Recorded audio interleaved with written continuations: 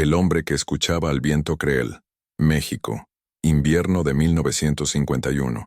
Mientras los aldeanos se preparaban para otro invierno brutal, sellando las ventanas con trapos, quemando madera húmeda y reforzando sus casas con barro y miedo, José Aguilar hizo lo contrario.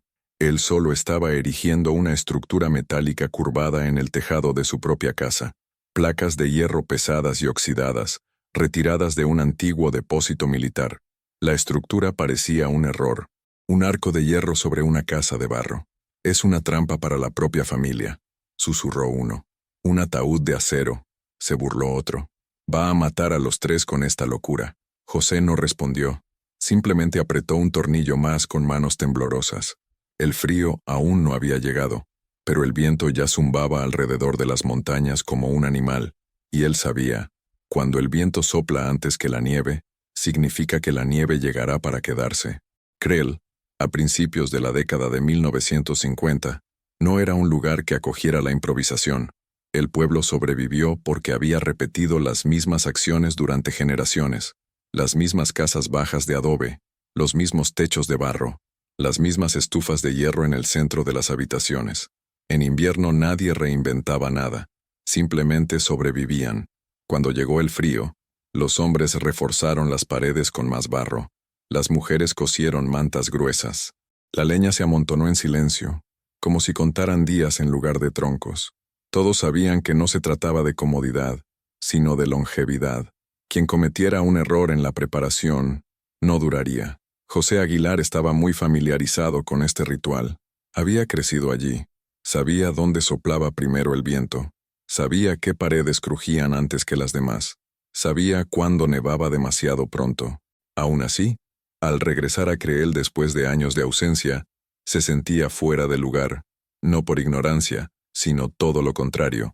Durante 4 inviernos, José sirvió como mecánico y asistente técnico en puestos militares improvisados en el norte del país. No era ingeniero de profesión, pero había aprendido a detectar fallas, tiendas que se congelaban por dentro, cobertizos que parecían seguros hasta que el viento encontraba una grieta invisible. Personas que morían no de frío, sino de agotamiento por calor. Él no habló de eso. Él no lo explicó. Él estaba mirando.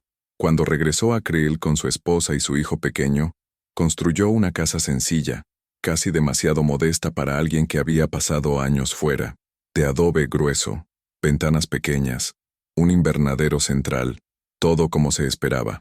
Por un tiempo fue uno más, hasta que el viento cambió. Octubre llegó demasiado seco. Las ráfagas eran más constantes y prolongadas. No derribaban árboles, pero no se marchaban. Permanecían. Daban vueltas. El tipo de viento que no te asusta el primer día, pero empieza a inquietarte al 10º. Mientras los demás acortaban distancias, José comenzó a medir distancias. Mientras apilaban leña, observó el movimiento del aire alrededor de las paredes. Mientras discutían sobre el invierno que se avecinaba, él escuchaba lo que ya había llegado. Fue durante este periodo que surgieron los primeros comentarios. José empezó a llegar a casa con trozos de metal atados al lomo de una mula, placas curvas, tubos doblados, restos de estructuras militares abandonadas. No los ocultó, ni los explicó. ¿Vas a construir un almacén?, preguntó alguien, en un tono demasiado neutral para ser genuino. José simplemente asintió, sin confirmar. La semana siguiente comenzaron los trabajos. Cavó hoyos alrededor de la casa, fijó postes de madera tratada. Poco a poco armó un arco de metal que no tocaba las paredes de adobe. Dejó espacio. Siempre espacio. Las perspectivas han cambiado. Todavía no eran hostiles. Eran evaluadores. El metal roba calor, comentó un hombre en el puesto. Esto te va a hacer sudar por dentro, dijo otro como advirtiendo algo inevitable. ¿Te estás protegiendo del frío? ¿O de nosotros?, murmuró alguien. José escuchó todo. Él no respondió. La esposa, Ana, notó que el aislamiento crecía incluso antes de que las palabras desaparecieran. Invitaciones que no llegaron. Ayuda con la leña que no se ofreció. Niños que dejaron de jugar cerca de la casa. Aquella noche, mientras cosía en silencio, preguntó solo una vez, ¿crees que tienen miedo de lo que estás haciendo? José tardó un rato en responder.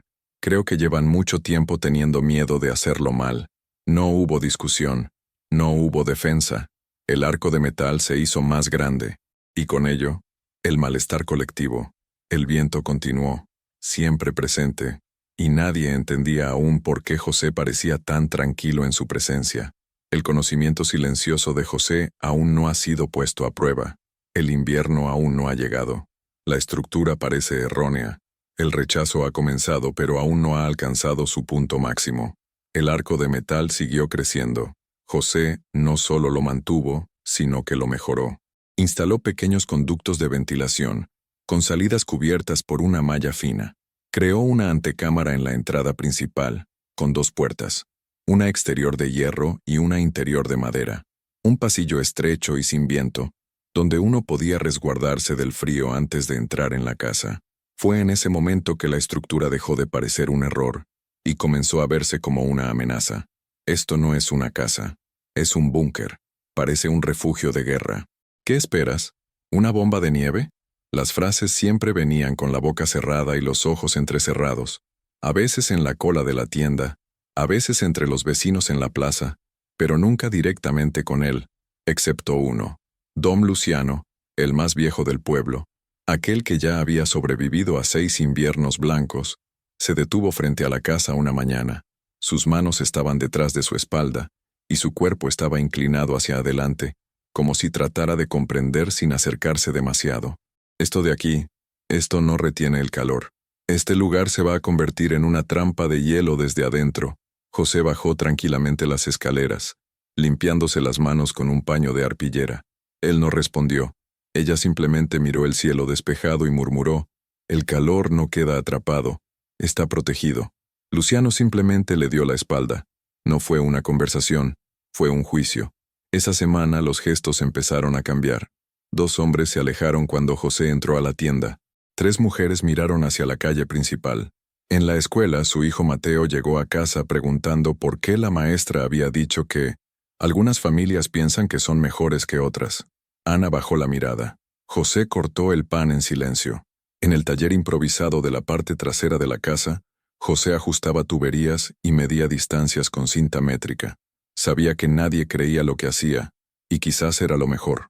Si ellos tenían razón, él estaría equivocado en su propia casa. Pero si él tenía razón, y si tiene razón, el invierno aún no ha llegado. La tensión aumenta.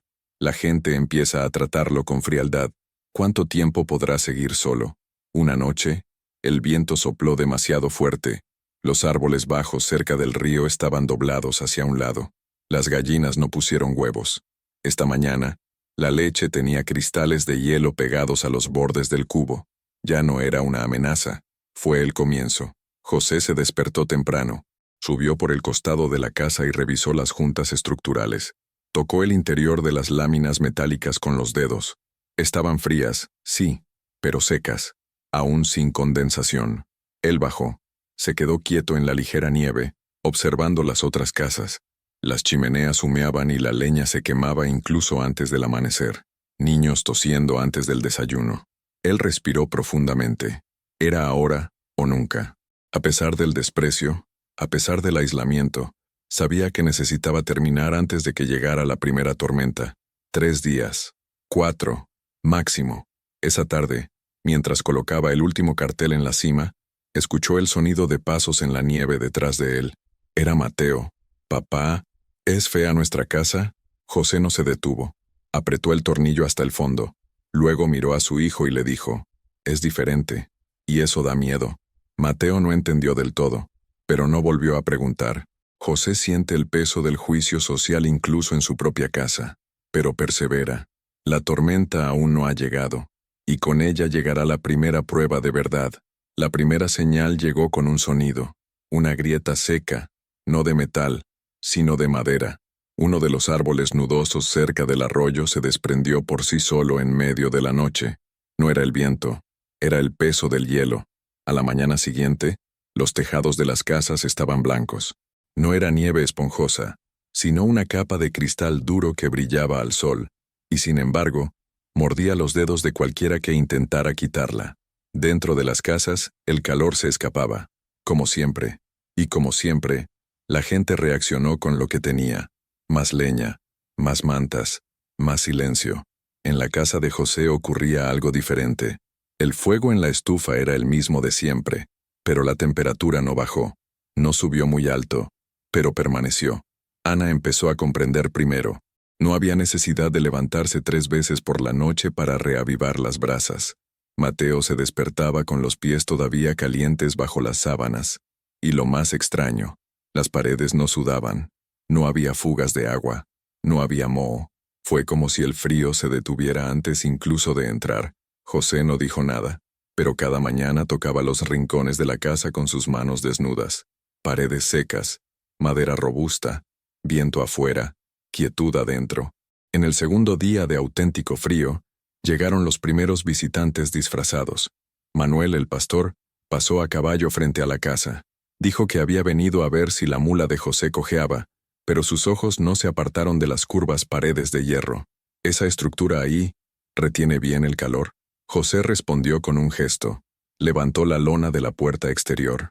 Abrió la puerta interior. Manuel entró al pasillo. Se detuvo allí mismo. Qué raro. No hace calor, pero tampoco hace frío. No hay viento, respondió José.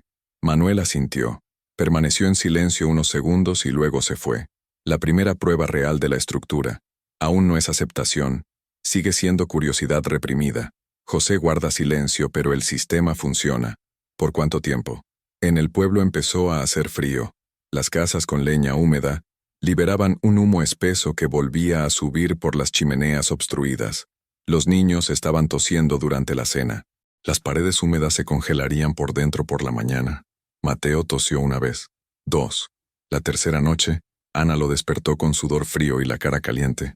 José, él se acercó. El invernadero todavía está iluminado. La casa cálida, pero la fiebre era real. La prueba silenciosa se pondrá a prueba, lo que representa un riesgo real para el niño. La estructura protege del frío, pero no cura enfermedades. José se levantó, se vistió, y sin decir palabra, cabalgó a través de la nieve profunda hasta la cima del pueblo.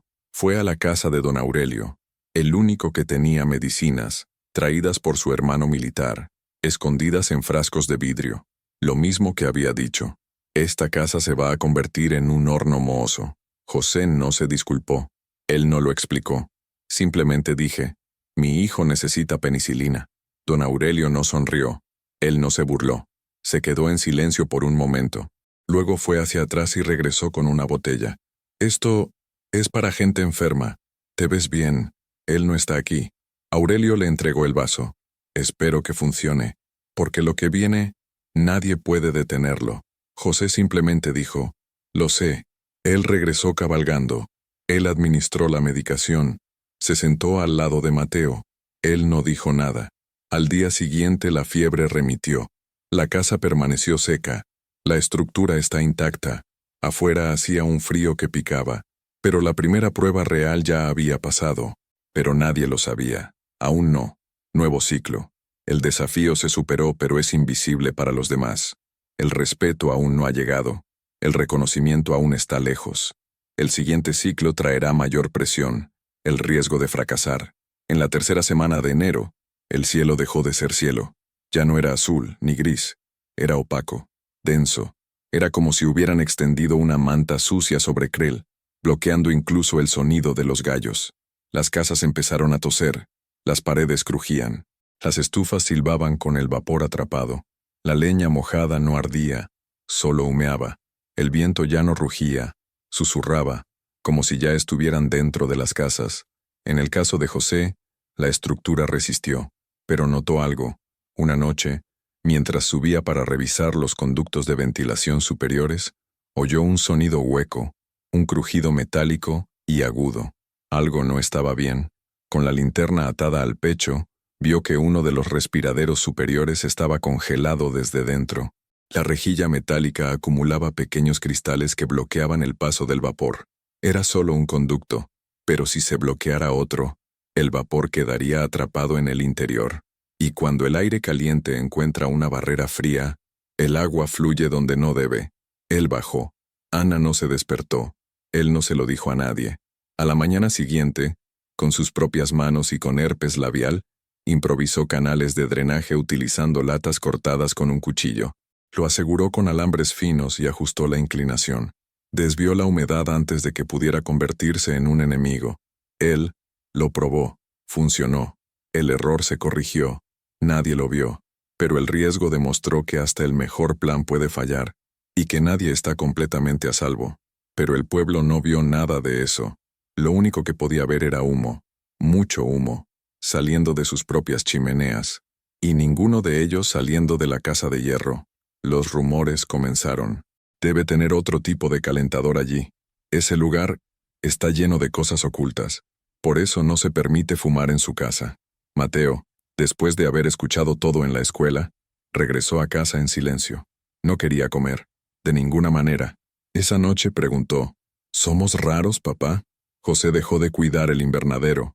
Él se sentó. Ella miró a su hijo. Somos quietos, pero el viento nos escucha de todos modos. Mateo no entendió del todo, pero durmió con los ojos abiertos durante unos minutos como si reflexionara. Luego se encogió hacia atrás. A la mañana siguiente, el sonido de la fiebre regresó. Mateo estaba temblando, sudando y tosiendo. Ana lo abrazó fuerte. No ha mejorado, José. La fiebre ha vuelto. José sintió el peso de todo sobre sus hombros. El aire en la casa estaba cálido, sí, pero el cuerpo de Mateo estaba ardiendo. El miedo apretó sus garras. ¿Pudo el mal funcionamiento del vapor haber causado esto? ¿Se hizo la corrección demasiado tarde? Esa noche no durmió. Se sentó a la mesa, con los dedos entrelazados, mirando fijamente el techo metálico curvado. Recordó a los soldados que había visto morir por infecciones menores en los lugares equivocados. Recordé las tiendas de campaña que parecían seguras hasta que el techo empezó a tener goteras. Y ahora él estaba allí, a casa silenciosa. La esposa estaba despierta, pero en silencio. El hijo está enfermo y no tiene a nadie a quien llamar, o casi nadie. Antes del amanecer, José se vistió. Tomó lo último que le quedaba de leña seca y se fue. Caminó hasta la casa de don Luciano. La misma persona que dijo que su casa era una trampa. El mismo que se burló. La misma persona que lo evitó.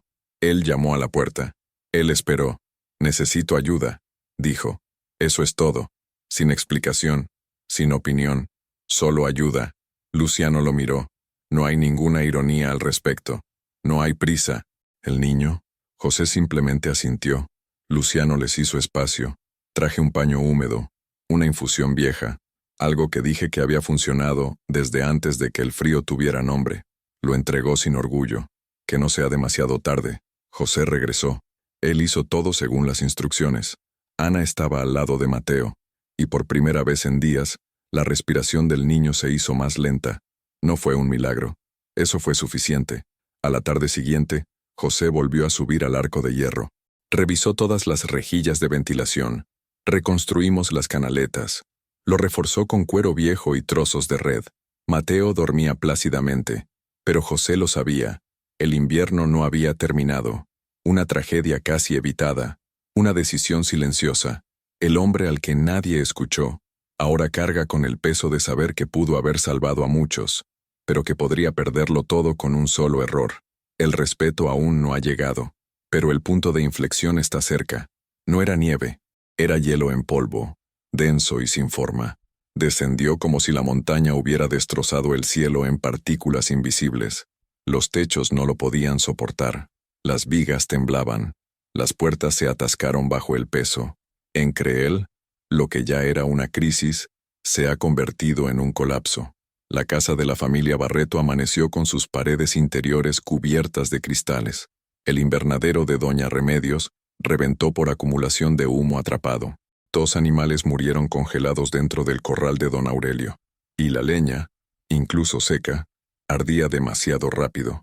En casa de José, la temperatura bajó, pero no se rompió.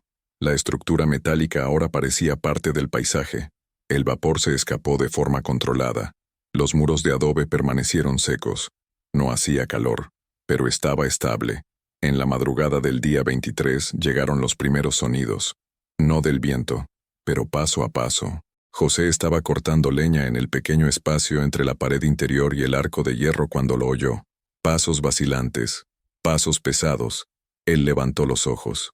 Don Luciano, sombrero en mano, sin un pelaje grueso, con la mirada de alguien que no quería preguntar pero necesitaba hacerlo. No vine buscando refugio, dijo. Solo quería ver. ¿Qué hiciste aquí? José no respondió. Me hizo un gesto para que entrara. Luciano caminó por el pasillo de aire muerto. Se detuvo en el centro de la casa. Mateo estaba jugando con un trozo de cuerda trenzada. Ana preparó el té con manos firmes. No había humo. Ni siquiera sale vapor de las ventanas. Eso es imposible, susurró Luciano. José respondió con su habitual actitud tranquila. No, es silencio. Y el espacio. Ciclo cerrado. La estructura funciona. Por primera vez, alguien lo ve con sus propios ojos. La duda se transforma en confirmación. No es suerte. No es magia. Es preparación. Es escuchar. Al día siguiente vinieron más. Manuel, el pastor, con sus 2 hijos cubiertos por mantas. Doña Inés sola con las manos hinchadas por el frío. 2 jóvenes tímidos, con los ojos rojos por el humo atrapado. No estaban pidiendo refugio, estaban pidiendo comprensión. José los dejó entrar, uno por uno. No explicó mucho, lo demostró con gestos. La casa no estaba cálida, pero ella estaba viva. Él no estaba tosiendo, no estaba goteando. El pasillo de entrada mantenía el frío afuera. El techo de metal no tocaba las paredes y eso marcaba la diferencia. Don Aurelio llegó el último. No traje nada, solo un trozo de papel doblado, con el contorno de la casa dibujado a mano. Tengo láminas de zinc, madera, más o menos. ¿Crees que es posible hacer algo así? José recogió el periódico. Se duplicó nuevamente, y asintió con un ligero gesto. El zinc se calienta más rápido, pero si se usa lona en el interior, se crea el mismo espacio de aire. Aurelio suspiró, miró a su alrededor. Lo que dije de sobre tu casa, José lo interrumpió en voz baja. No es necesario. Bucle de punto de inflexión. La burla inicial se transforma en aprendizaje. El ciclo moral cambia. El silencio de José no era desdén, era enfoque. Ahora, quienes se burlaron de él, escuchen. Durante los 3 días siguientes pasaron por allí 7 familias. Algunos simplemente observaron. Otros pidieron instrucciones. Una mujer trajo carne seca a cambio de consejos. Otro trajo bambú y lona, pidiendo una evaluación. Ana empezó a dejar mantas extra en la silla junto a la entrada. Cuando alguien le preguntó, ella sonrió. Debió haber sido el viento.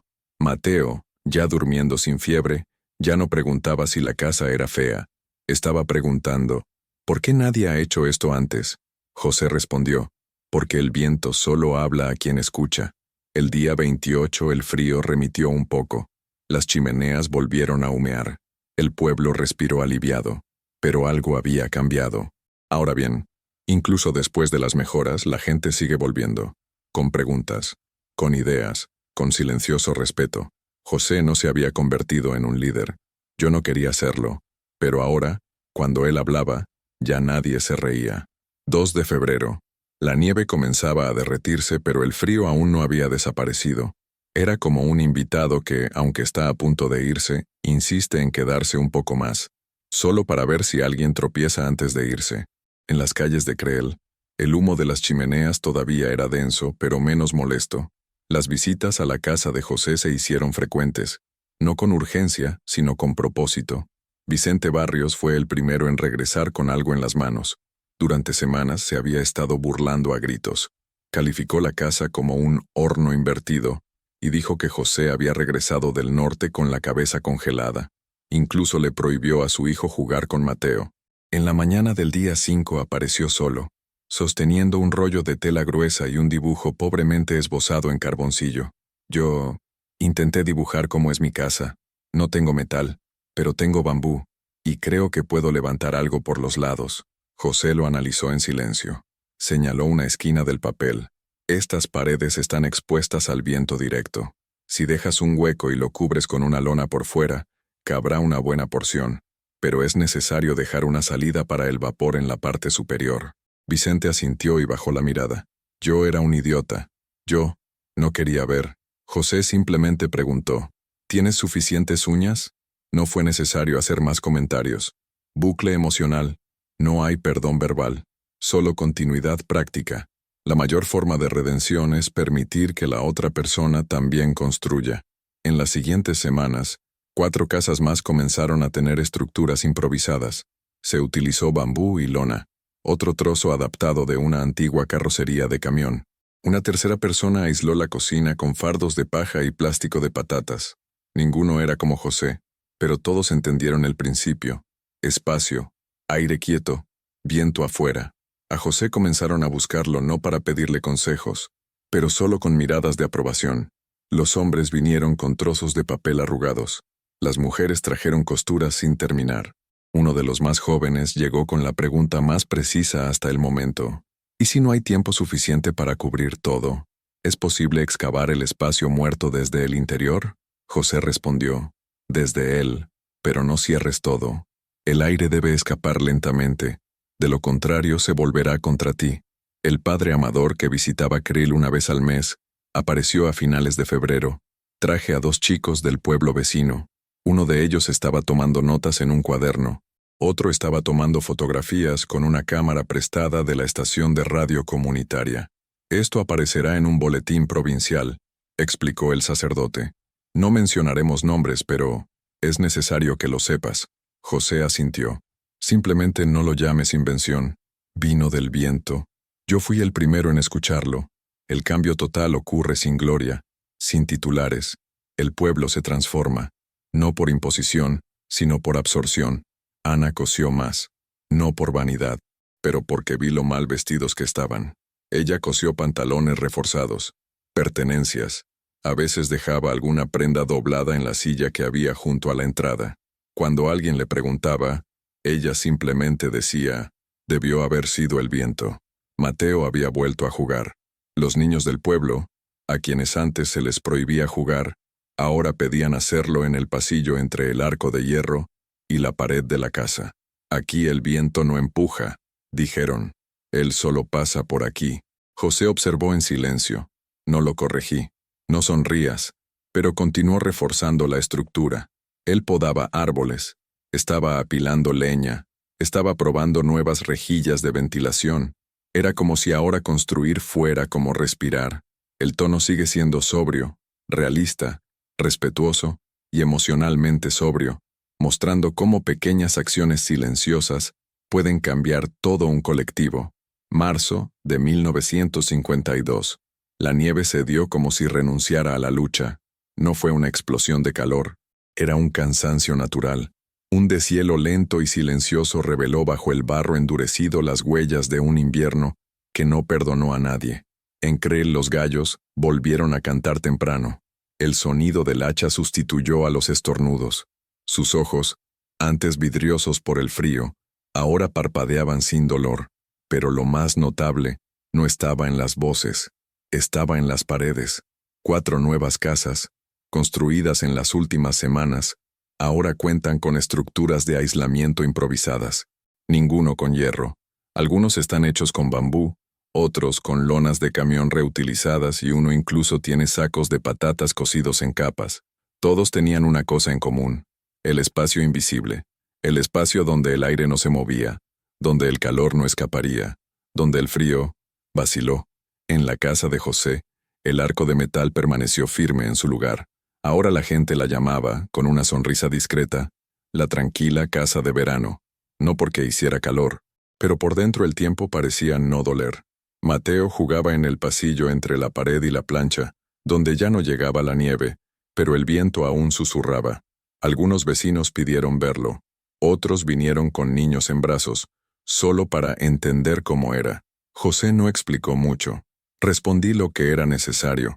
Esto funciona hasta cierto punto. Después de eso, es la persona quien lo sostiene. Don Aurelio construyó una estructura lateral utilizando madera vieja y lona gruesa.